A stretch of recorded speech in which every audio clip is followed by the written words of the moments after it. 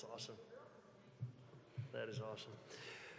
Well, good afternoon, everyone, and happy Election Day. Thank you so much for the chance to gather here at the Ohio State House and talk about how things are going in Ohio.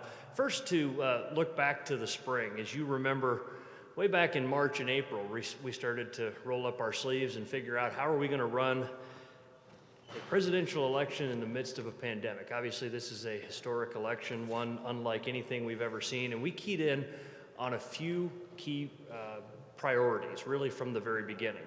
One was recruiting massive numbers of poll workers. We knew that we needed to launch an unprecedented poll worker recruitment effort that has been enormously successful. As you know, we've recruited and trained over 56,000 poll workers who were standing ready this morning at 6:30 a.m. to open close to 4,000 polling locations all throughout the state.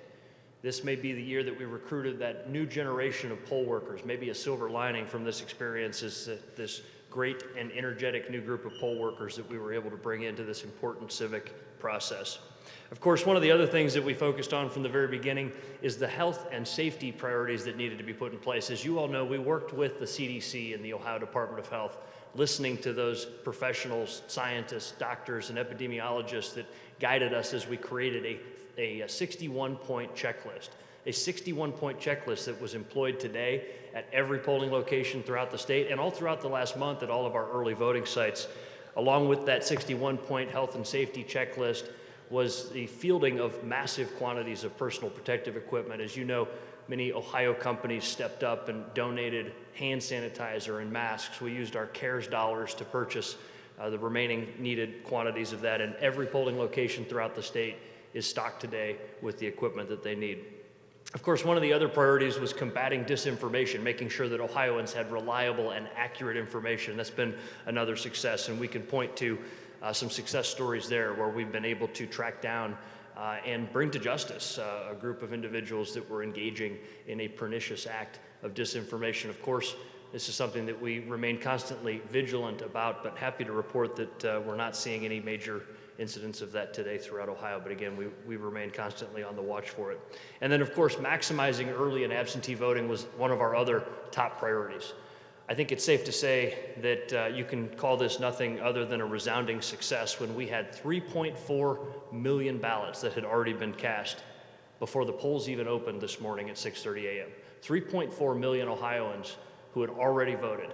This is by far a record-breaking participation rate for early and absentee voting, and something that we were very happy to see, something that we really started off from the very beginning working to encourage. As you know, not only with a lot of public information campaigns that we did to spread the word about the convenience of early and absentee voting, but also with mailing out an absentee ballot request to all 8 million registered voters in the state. And by the way, that's another one. The fact that we surpassed 8 million registered voters in the state of Ohio is another big success story.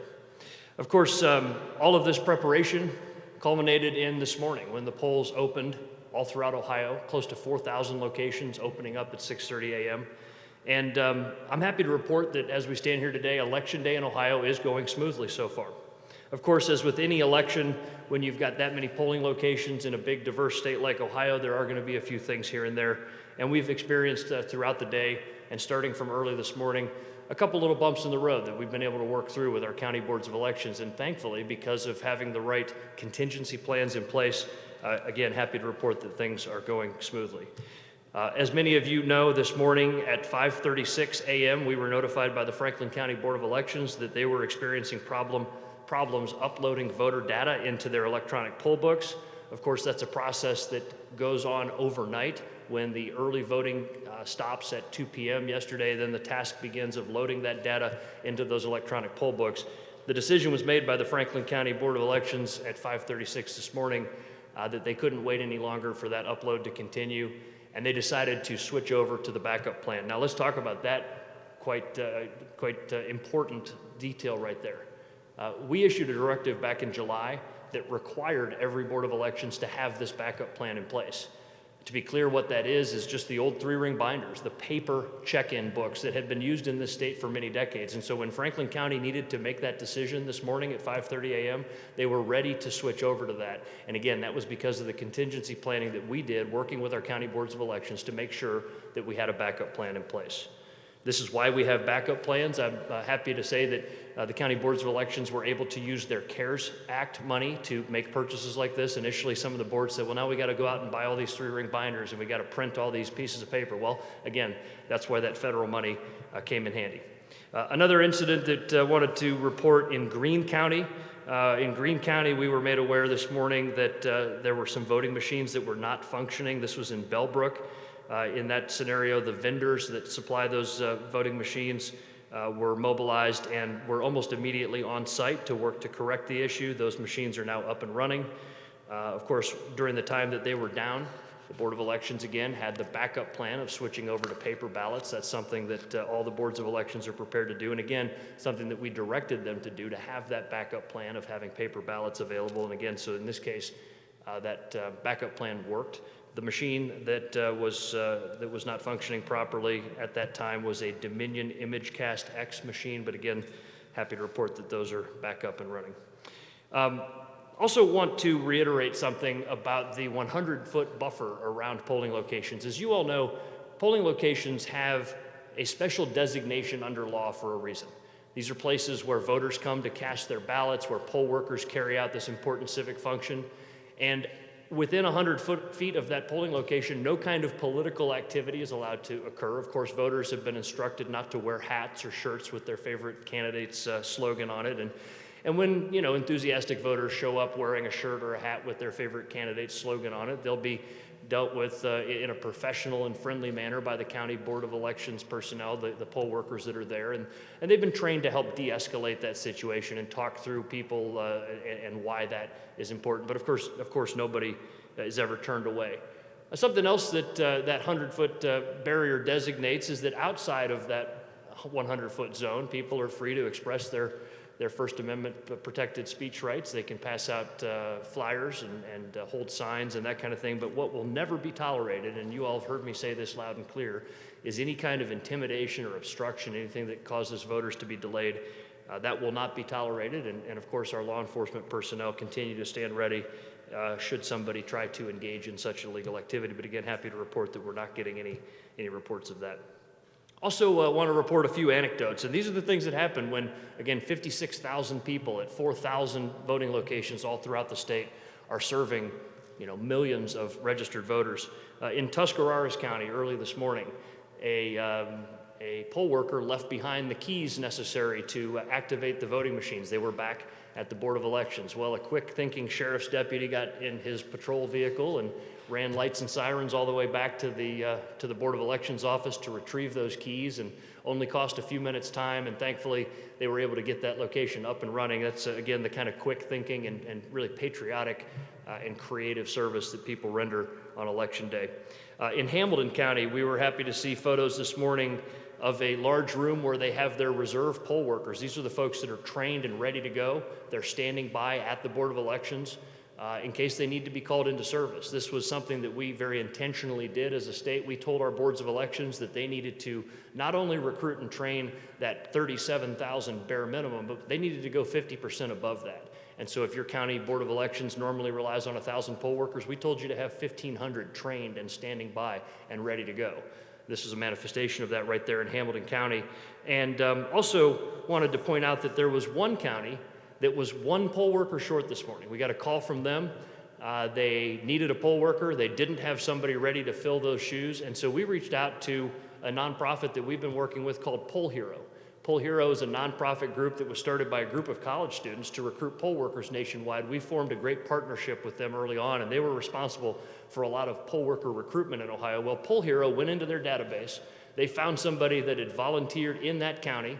They got them on the phone bright and early this morning, got them down to the Board of Elections, quickly trained up and out at the polling location. And as we speak, that poll worker who we were able to locate early this morning is running a polling location or helping to run a polling location here in Ohio. That's awesome news.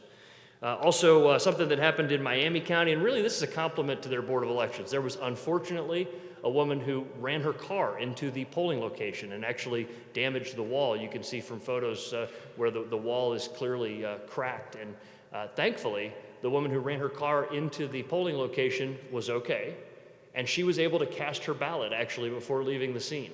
And I'm happy to also report that voting continued at that polling location. The fire department came down and inspected it. They said that the building is safe to continue operating. Of course, it's going to require some repair in the future, but these are the kind of things that happen, again, in a big state like ours. And thankfully, because of the thoughtful work of the Board of Elections there in Miami County, they were able to continue voting there. Everybody kept a cool, calm head. They called in the public safety professionals to look at the building, and again, the woman was okay and able to cast her ballot. So what to expect tonight?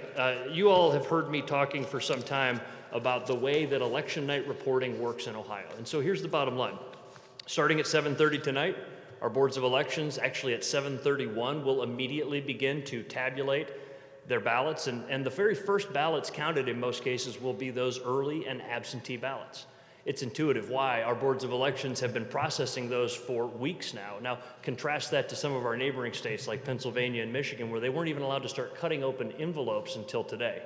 And in those states, they're going to have a delay because counting all of those ballots is going to take time when they just now started today. But again, thankfully in Ohio, we've been processing absentee ballots since the 6th of October. There's a few key things to point out about that. Because we started processing ballots on the 6th of October, the boards of elections could contact voters that made an error, that forgot their signature. They could send them the form in the mail that they need in order to cure their ballot and start that process of working with voters. And of course, again, all of those ID envelopes have been processed. They've verified the identification information, checked the signature against the signature on file, accepted those ballots, and they'll be ready to process right at 7:30. Why this is important to point out is that you'll see results start pretty early in Ohio as those early and absentee ballots get tallied, and then around 8:30, 8:45 at night as the precinct locations start to get their ballots down to the Board of Elections, you'll see those begin processing. Of course, the thing that could lead to a delay tonight is if a Board of Elections receives a large delivery of mail today. If the postal truck shows up today with tens of thousands of ballots on board, then yes, that will cause them to have a little bit longer night. But those are things that we have worked to mitigate, and we've been reminding Ohioans for weeks now to return their absentee ballots. In fact, happy to say that as of last night, the number of outstanding absentee ballots was 243,023. And my hope is that many of those 243,023 Ohioans have returned their absentee ballots today. The reminder is you've got to get it to your Board of Elections before 7:30 tonight. Every Board of Elections now, for the first time ever in a general election, has a secure 24/7 drop box so that you can drop it off there, and those will be emptied promptly at 7:30. So of course, those late arriving absentee ballots could cause a delay, but what will happen later on in the night is that we will report an accurate but incomplete number. Now, let me deconstruct that a little bit for you. What we're going to report is going to be an accurate number, but it's not going to be the final story. And as you all understand, and I've gotten these questions over the last couple of weeks, will we have a final number on election night? Well, the answer is of course not, because we never have a final number on election night. That's just not how election night reporting works. It never has been. But what we will have is an accurate number of everything that's been received so far up until this date. Every absentee vote, every early vote, and every in-person election day vote will be tabulated and reported tonight as part of our unofficial tabulation. One of the other things that we're going to report is the number of outstanding ballots. And that's something for you to watch on our election night reporting website. We're highlighting that for the first time ever. We've reconfigured that website to put that right at the top, the number of outstanding absentee ballots. Again, that 243,000 plus whatever provisional ballots were cast today. There's a reason why that's important. We know that a large number of those absentee ballots will come in over the next 10 days. Of course, boards of elections can receive ballots up until and through the 13th of November, as long as they were postmarked by Monday, November 2nd. And we know that every legally cast ballot must be counted and will be counted. That's how we do it here in Ohio. That's what the law says.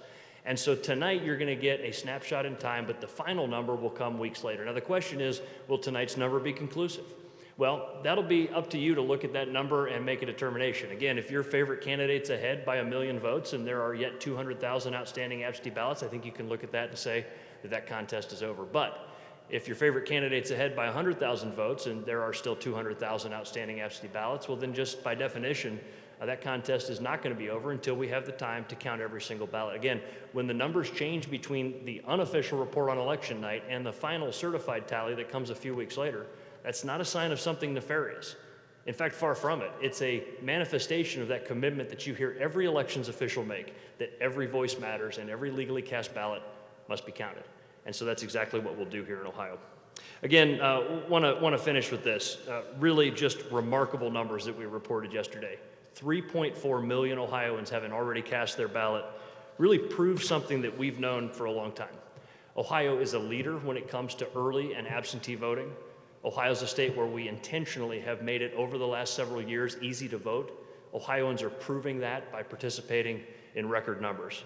You see the quote from Lincoln over there. That's something that I printed up and we taped up all over the office a few weeks ago. It's one of my favorite. And it was as true then as it is today, that the elections belong to the people and it's their decision. And that's exactly what we're having here in Ohio today, and what we will have in Ohio is a free and fair election where every voice can be heard in an honest contest. With that, I look forward to taking any questions that you all have.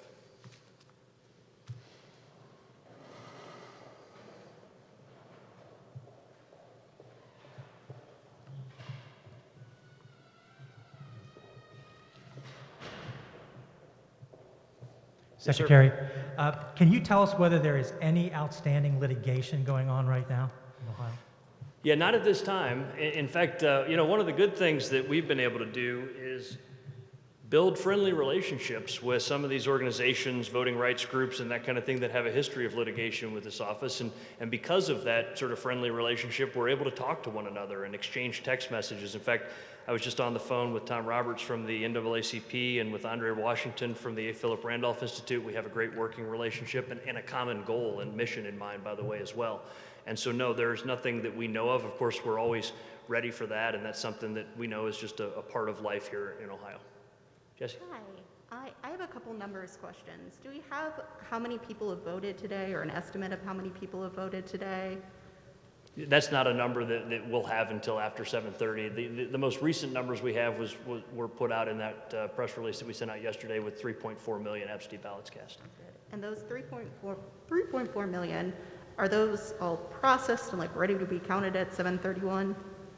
Yeah, absolutely. And that's the good news story, is that in Ohio, we're able to process those and be ready to count them right away. And so again, those boards of elections have been processing those for weeks now.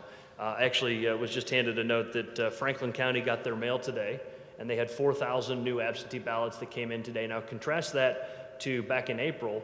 On election day, they received 20,000 ballots, and obviously it takes time to cut open 20,000 envelopes, to proof 20,000 ID envelopes, check 20,000 signatures, et cetera. So I'm happy to report actually that number that came in today at Franklin County is 4,000, and we'll see how many come into their drop box as well. One quick Please. one. Do you know how many of those absentee ballots were invalid or had problems with them?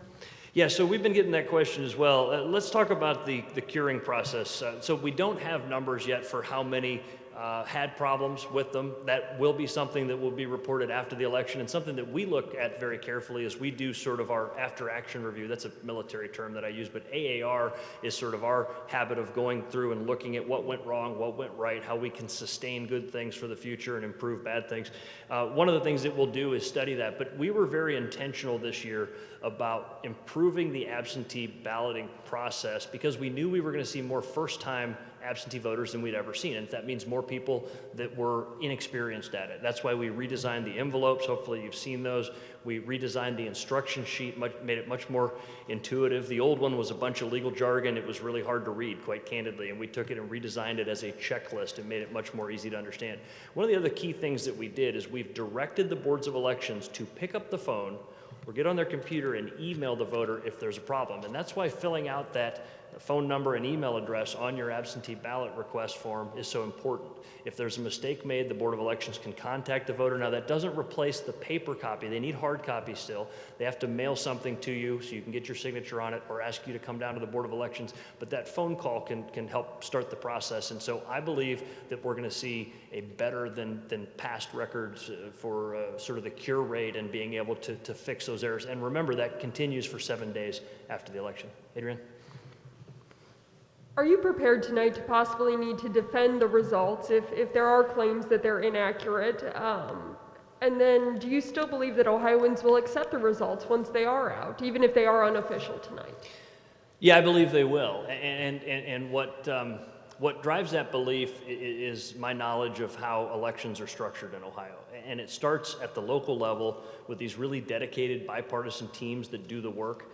It continues to the transparency that's built into the process. As I always say, in elections, there's nothing to hide. Everything is an open book. You can go and tour the Board of Elections and see what's happening and observe the process. And even some boards, for example, because their facilities are too small to allow people in for social distancing purposes, they're going to do a webcast of the tabulation process for anybody that wants to watch that. Some of the county boards have made that decision. And so again, everything's very transparent in elections, but ultimately, for our entire history, we've had this very good history in this country of understanding that when the people speak, the elected officials need to listen, right? And we respect that what we hear today will be the true voice of the people of Ohio.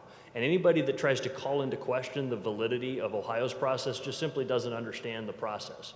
I will defend Ohio's process and the voice of the people of Ohio because I know it's a good process. And again, we won't have final results tonight. And so if it is a narrow margin between one candidate or the other, and simply speaking, we may have to wait more time before we hear what the people of Ohio fully had to say. Thank you. Yeah, thanks, Adrian. Secretary, to your left. Yes, sir. Last night you had tweeted something about an investigation into voter intimidation, something you brought up again today. There was somebody who apparently was joking on social media about working at a poll location, throwing ballots away. You said that was investigated. Could you elaborate on what the investigative process is for those situations? And you kind of touched on it there, but do you worry that that could damage the confidence in the system or undermine the process when things like that are out there in this age where people are able to say whatever they want on any forum? Yeah.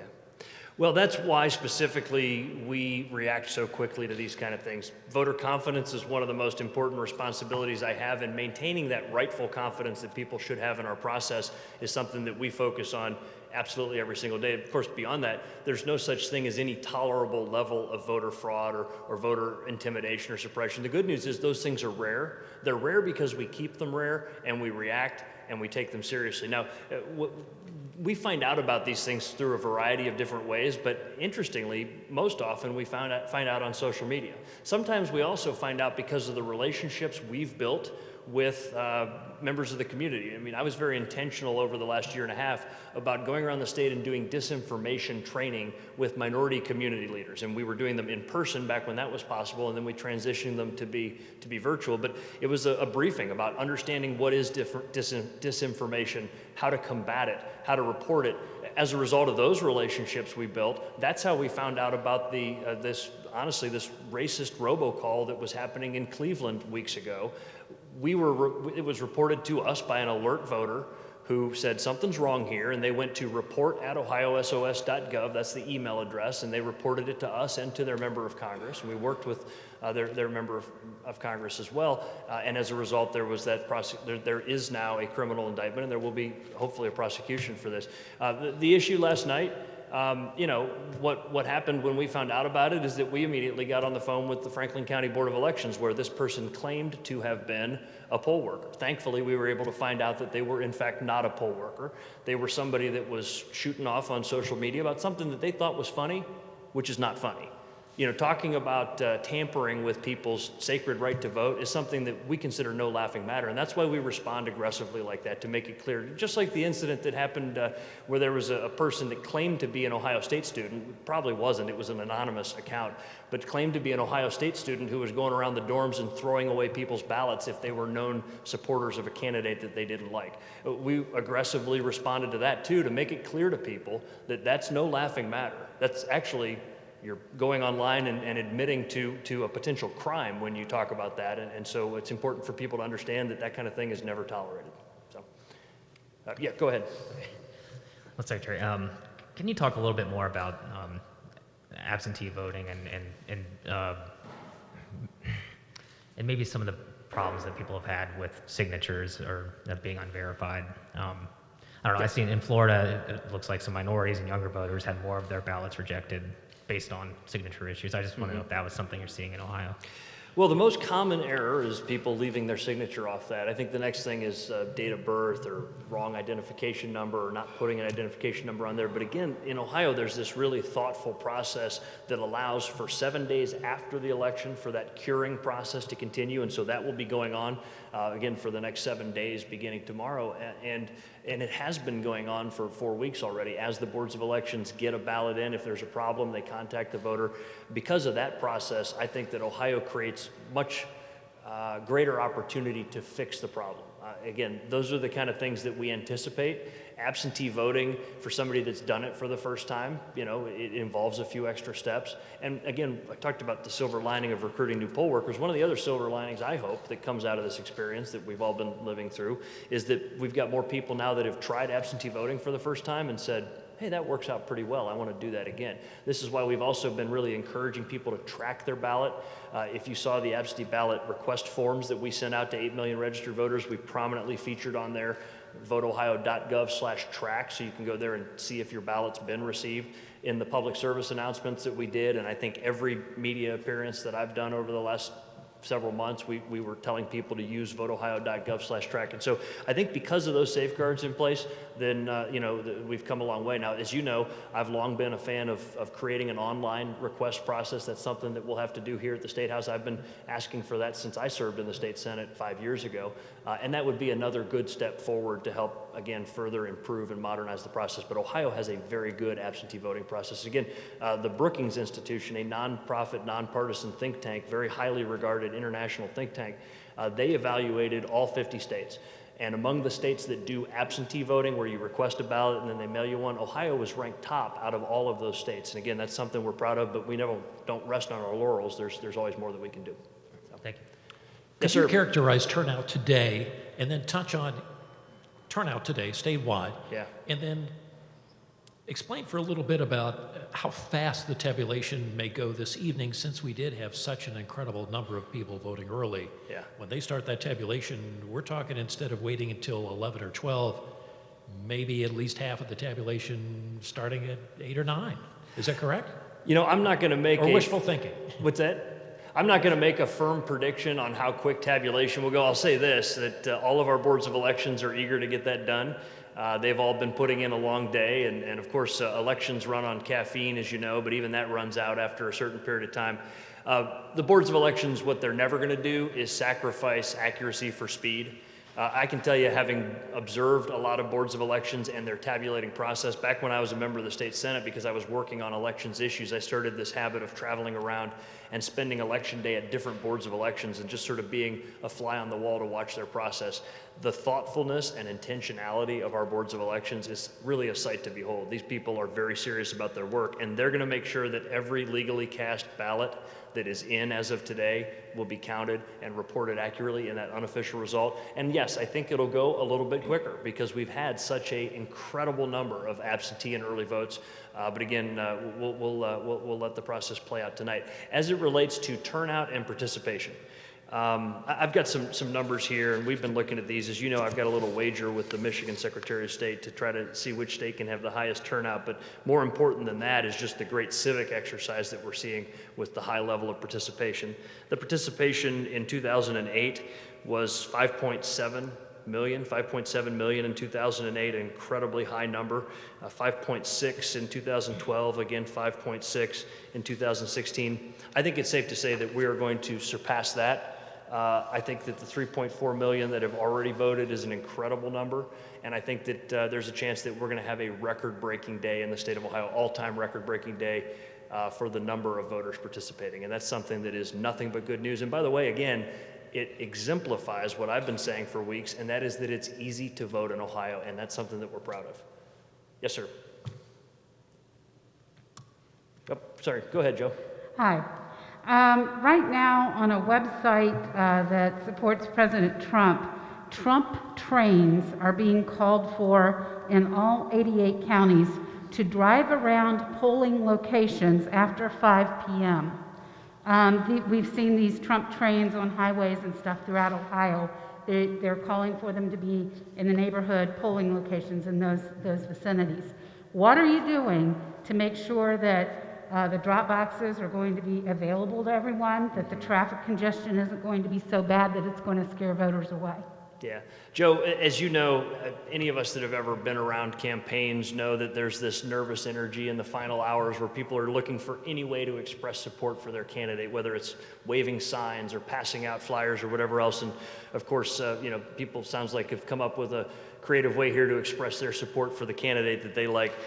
Certainly, if that activity gets in the way of people getting to a polling location, then again, that'll have to be addressed by local law enforcement to do proper traffic management to remind people that the ingress and egress from a polling location can't be obstructed. But again, if people are simply driving around expressing support for their favorite candidate, that's protected First Amendment activity. What would not be tolerated and what would be dealt with by law enforcement is anything that obstructed or delayed or made it difficult for people to get to a polling location or to drop off their ballot at the drop box.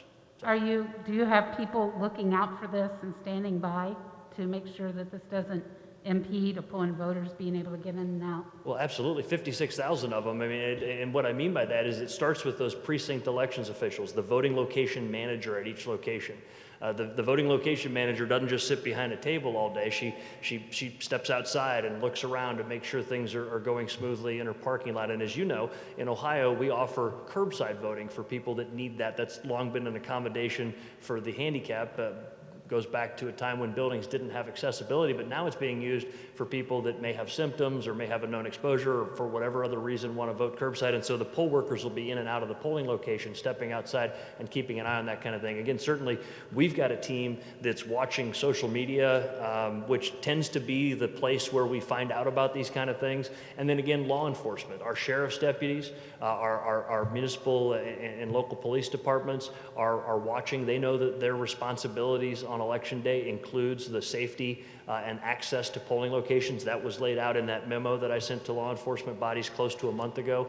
And so again, if people are out there expressing their support for their candidate, that's a fine thing. If anybody's getting in the way of voters coming and going, then hopefully a friendly reminder, hey, don't block this entrance, or hey, why don't you take this over there, will be enough. But if the friendly reminder doesn't work, then maybe law enforcement would have to get involved. And that's something that I don't want to say is routine, but it's something that we're ready for. Yes, sir. Thanks for taking questions, Secretary. The liberal group called Protect the Results is planning on staging protests at about 10 different Ohio cities tonight should Trump declare victory ahead of definitive results. What will you do if President Trump declares victory without any definitive results in Ohio?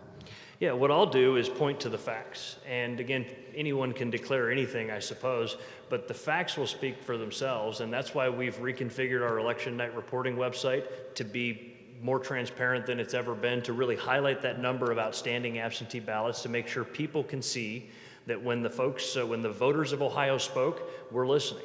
And by the way, that means if they've delivered an overwhelming victory to one candidate or another, then yeah, you can probably look at those unofficial election night results and say this is a conclusive result. But if they've delivered a narrow lead to one candidate or the other, and there's still sufficient absentee and provisional ballots that could change that, well then certainly it'll be too early to call. And we'll have to allow the process to play itself out as the law requires in Ohio. Again, every legally cast ballot must be counted. Period, full stop. It doesn't matter if it's an overseas military voter, maybe one of my old former teammates, or just an Ohioan that waited and cast their ballot at the last minute and it's going to take a few days to arrive at the Board of Elections. Every legally cast ballot must be counted. And if there's an overwhelming result that makes the election night report conclusive and people are able to say, yeah, this one's over, well then, then that is what it is. But if it's too close to call, then I'm going to be clear about, listen, the people of Ohio are speaking and they're not done yet. How's that? Yes, sir. There were some reports this morning on social media about problems with curbside voting in Cuyahoga County. Could you address that? Yeah, so we found out about this, actually, I think it was Andrew's Twitter feed that we first found out about it on when a voting rights group had shared it on a conference call. Honestly, that was a little disappointing because these same voting rights groups are people that we have constant communication with, and we're in close, have close working relationships with, because again, their mission is our mission, making sure every vote can be cast in a free and fair election. And so we were disappointed to sort of hear that it was raised in a conference call and then reported on social media by a member of the journalism community before it was sort of reported to us. But again, we don't really have any other information about it other than what we've seen. We called Cuyahoga County Board of Elections, as we always do. We've got a constant line of communication with these boards of elections, but again, it doesn't appear to us that there's certainly any systemic problem with curbside voting. Curbside voting has been part of the law in Ohio for a long time. Chances are we're seeing more of it this year than we've seen in the past. And in that instance, maybe if one person is being served by the designated team of poll workers, then somebody else may have to wait for a few minutes. That's to be expected, but from what we can tell, curbside voting is going smoothly throughout the state. Thank you. Yeah. Hey, Secretary. Apparently the lines at the drop boxes, I'm wondering if someone's in line at 7:30, but the line extends beyond the BOE's parking lot, will everybody who's in line, no matter how long the line goes off the property, will boards of elections keep those lines open until everybody gets through the drop box line? Yeah, the short answer is yes, and we were clear about this back in the primary. And as you know, the expansion of drop boxes that we did this year means that every county board of elections now has one. That wasn't the case just several months ago, but now every county board of elections has them. And so that question came up in the spring. Just like anybody who's in line at a polling location at 7:30 gets to vote, anybody who's in line to drop off a ballot at a Board of Elections secure drop box at 7:30 will get to drop off their ballot. And by the way, I do want to point out your mask, because today, of course, is kind of a cool day, given that this is the 100th anniversary of women's suffrage and something that's really worth celebrating. And so thank you for pointing that out. For the record, it says, voting like a girl since 1920. That's awesome. That's awesome. Thank you. Secretary of State. Hello, Deva. Good. And you? You've observed the early voting since when it started October 6 to this time. You probably must have received feedback, especially from the New American community. Do you have any message for that community? And, Well, Dave, as you know, we stood in this room several months ago at a naturalization ceremony, one of the most moving and emotional things anybody can ever be a part of. And I think that many of us who were born as American citizens don't have the same depth of appreciation for really what a profound thing it is to vote as those who had to earn their American citizenship, and many of the readers of your publication are among those. For those that are first-time voters this year, congratulations. Welcome to our big American family. Thank you so much for being a part of the process. We hope that you continue to be a voter for many years to come. We also know that and again, this is the age-old American story. This was my family's story 90 years ago when my great-grandfather came from Italy. For people for whom English is the second language, sometimes the language on the ballot can be a little bit hard to read, and so wherever possible, we try to have bilingual elections officials. That's why we ask the question on the recruiting form right there where it says, do you have any additional language proficiency, so that where possible, people that have additional language proficiency can be placed at polling locations where that could come in handy. And as you know, in many counties in Ohio, there are requirements for bilingual ballots that of course are observed by our county boards of elections. And so when we say every American citizen who's registered to vote deserves to cast a ballot, that's exactly what we mean. And it's really something to celebrate when a new American gets to be a part of that process. Thank you. Thank you. Mr. Secretary. Yes, sir. Ohio recorded a record number of COVID cases today, over 4,000.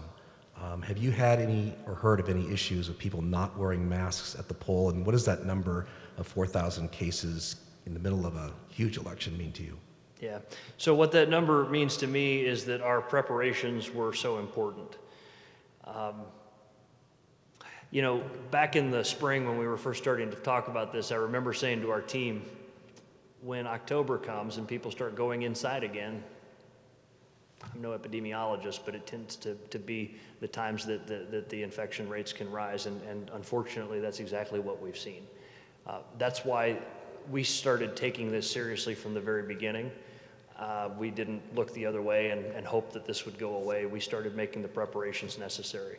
I mean, thousands of gallons of hand sanitizer, millions of masks out at polling locations. This 61-point health guidance, if you haven't seen it yet, it's something to behold. I'm actually quite proud of it. It's a checklist. Maybe this is from my time in the military, but I'm a big fan of checklists. I think it's a great way to take a complex set of tasks and organize it into sort of an easy to work from document, and these bullet points in here.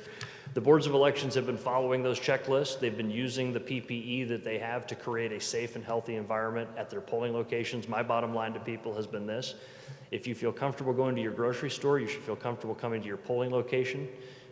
Many of the same health and safety protocols, in fact, and many more. Some of you were with me up at Delaware County on Sunday where we were demonstrating. We walked through sort of a mock polling location and showed visually those preparations, and that was something important for people to see so that they could be reassured. And of course, if anybody has continuing concerns, if you're immune compromised, or if you're yourself symptomatic, you can vote curbside, and that's one of the great accommodations that we have in Ohio. So truly, in this probably the most complex election we've ever conducted, the most difficult set of circumstances we've ever faced in a presidential election, we found these very creative ways, still working within the framework of Ohio's law, because again, we don't stop following the law just because there's a pandemic, but working within the framework of our laws and being creative about it, we've been able to create the right accommodations. It also highlights why it was so important that we had ample poll workers. And I got to tell you, I had to be tough with some of the boards of elections about this throughout the last several months.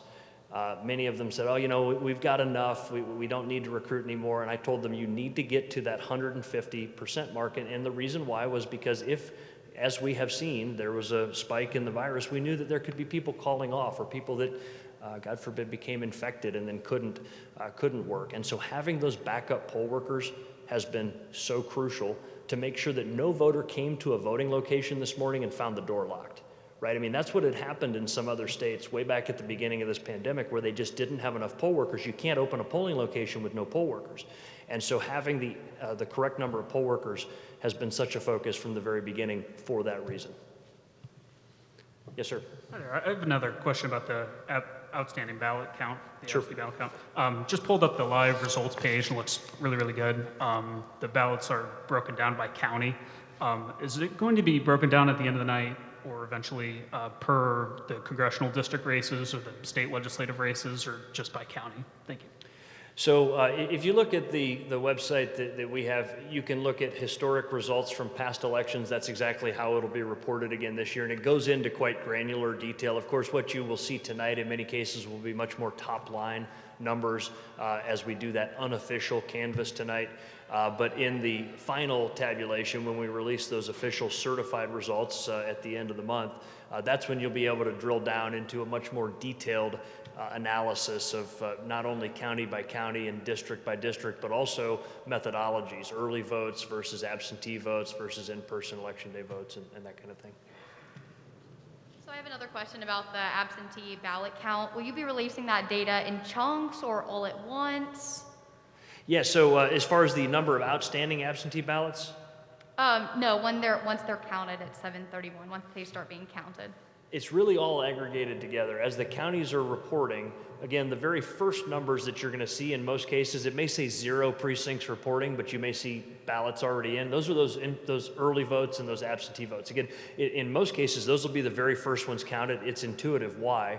The bipartisan teams that are still tearing down the polling locations haven't even loaded up in the car to bring them down to the Board of Elections yet. But right at 7:31, they begin with those early and absentee voting. But as far as when you look at those county numbers and sort of being able to parse out these are provision or these are absentees and these are in person, you won't be able to do that with the sort of unofficial election night results as they're accumulating. But again, the final reports will definitely give you that level of granular detail. Okay, thank you. Yep, thank you. Yes, ma'am. I know you had a question about curbside voting.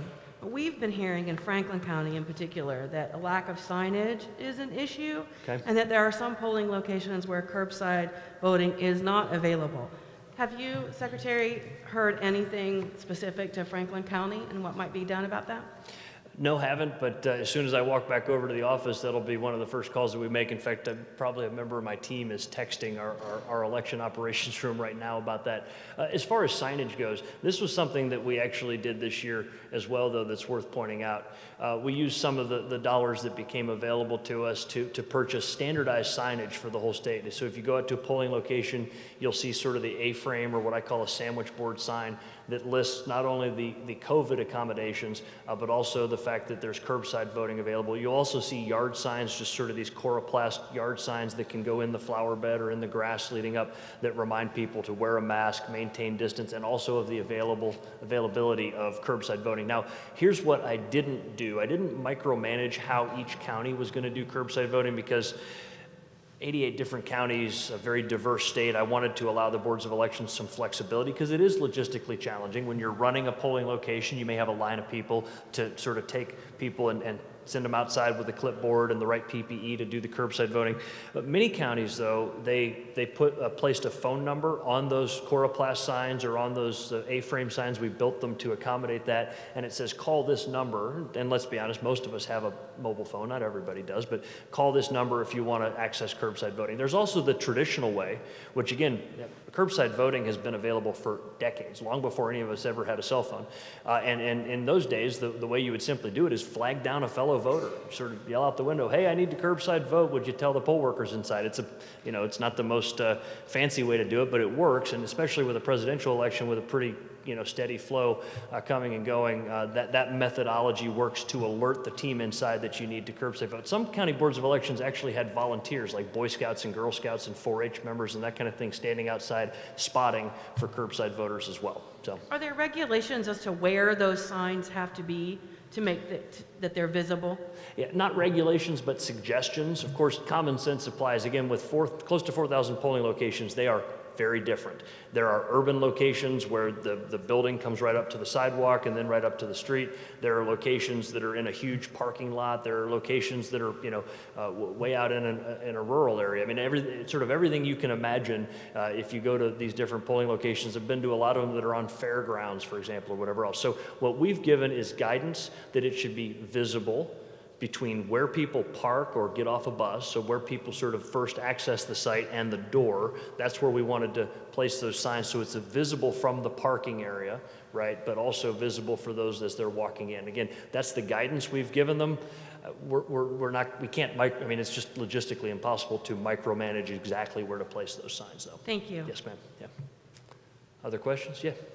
Adrian? We continue to get reports of longer lines. I know you touched on this a little bit, and obviously with technical issues, these lines are getting longer. What's your recommendation to voters as we get closer and closer to that time that polls are closing, if they are waiting in an extreme long line? Yeah. Well, a couple things about lines. First of all, it's important for people to understand that when a line is socially distanced, it's going to look longer than it really is. Again, in some places there are legitimately lines that are taking a little bit of time, but a 6-foot social distance line looks a lot longer than we're accustomed to. Normally people stand about 18 inches apart. Nobody would be doing that today. And so don't be discouraged. If you show up and see a line that looks long, it may be moving a lot faster. In fact, this is one of the things where we got advice from Cedar Point, the amusement park company that was part of our Ready for November task force, these Zoom meetings that many of you watched us do that was broadcast on the Ohio channel. And thanks, by the way, to our team from the Ohio channel for doing that and for doing this today.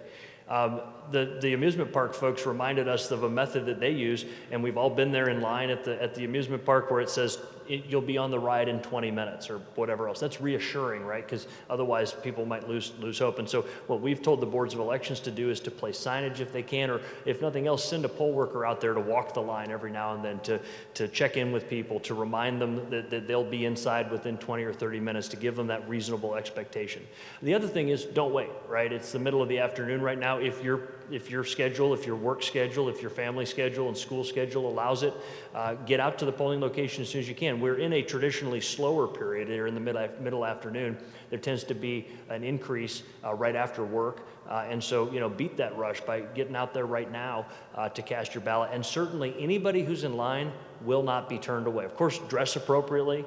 dress for the elements and that kind of thing. Although it's a beautiful day out there, just a little bit windy and a little bit chilly. But be ready to stand in an outdoor line. And let's be kind to one another. Let's be patient to one another. If there's an elderly person, try to help them to the front of the line. Somebody with mobility challenges, try to help them, let them get to the front. Just reasonable common sense, the things that Ohioans do because we're kind and patient people and tend to treat each other with respect. Yeah. Well, I appreciate it, everybody. Thank you so much for the work that you do. Let me mention that. I mean, the founders could have never imagined the situation that we're finding ourselves in, running an election in the midst of a pandemic and all the other things, but they did know that an informed electorate was necessary for a functioning democracy, and so they created the very first amendment to protect the work that you all do, and I, for one, appreciate it. So thank you for keeping Ohioans informed with accurate information throughout the day and throughout the evening. And at 7:30 tonight, when the polls close, then the people of Ohio get to know that their voice was heard, and we will respect that and report the results as quickly as we can and make sure, again, that every legally cast ballot will be counted because, again, as Lincoln said, the elections belong to the people. We're just the caretakers of that and making sure that it runs honestly. Thank you so much, everybody. Take care.